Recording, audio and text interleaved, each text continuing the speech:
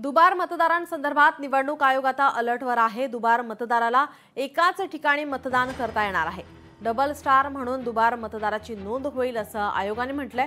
दुबार मतदारापुढे डबल स्टारचं चिन्ह केलं जाणार आहे असं आयोगाने सांगितलं आहे। डबल स्टार लावणं शक्य होणार नाही असं अनिल देशमुख यांनी म्हटलंय।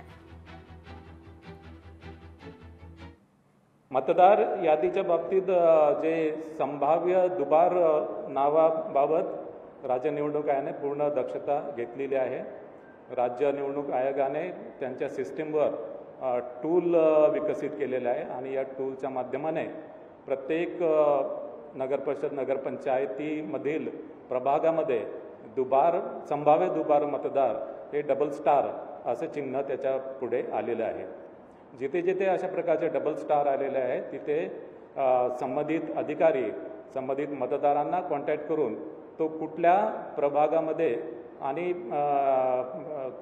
तो कुठल्या मतदान केंद्रामध्ये तो मतदान करेल याची माहिती घेईल। त्यासोबतच त्याचं नाव, त्याचं लिंग, त्याचं फोटोग्राफ आणि त्याचा पत्ता या सर्व बाबीसुद्धा तपासेल। ज्या मतदान केंद्रामध्ये त्यांनी ऑप्शन दिलेला आहे त्या मतदान केंद्रामध्ये त्याला मतदानाची सोय असेल आणि इतर मतदान केंद्रामध्ये त्याला मतदान करता येणार नाही। त्या ठिकाणी दुबार मतदार आहे तिथे आम्ही डबल स्टार लावू आणि त्यांच्याकडनं डिक्लेरेशन घेऊ। आता हे कुठे मला वाटतं हे बिलकुल शक्य नाही। आता त्यांचं डिक्लेरेशन घेणार याच्यामध्ये अनेक त्रुटी आहेत। दुबार मतदाराच्या व्यतिरिक्त सुद्धा मतदार याद्यामध्ये घोळ आहे त्याच्यावरती काहीच बोलले नाही ते। नवी मुंबई महानगरपालिकेच्या आयुक्ताच्या घरामध्ये 120 मतदार नोंदले त्याच्या बाबतीत काही बोलले नाही।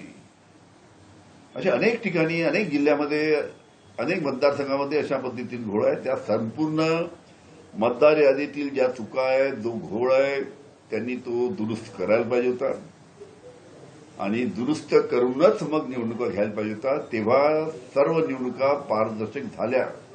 पक्ष ज्या पद्धतीने तयारी करतो ते त्यांनी केलेली आहे।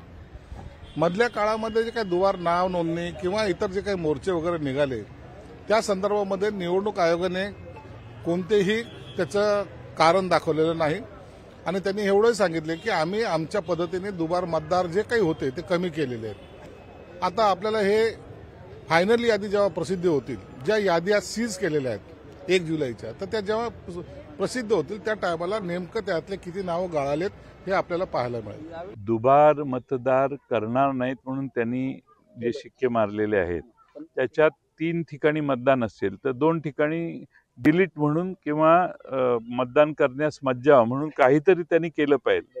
तर ते बोलताना त्यांच्या ह्याच्यात मला एवढा कॉन्फिडन्स दिसत नव्हता। आणि एका मतदारसंघात दुबार आणि एका शहरात दुबार हा भागही आहे। हे नगरपालिकांच्या निवडणुका आहेत, मग जिल्हा परिषदेच्या आहेत। जिल्हा परिषदेमध्ये वेगवेगळ्या मतदारसंघातले दुबार मतदान आहेत। इथं नगरपालिकेमध्ये नगरपालिकेत जे मतदान करतात तेच ग्रामीण भागात करतात। त्याची दुबारपणाचं व्हेरिफिकेशन कधी करणार?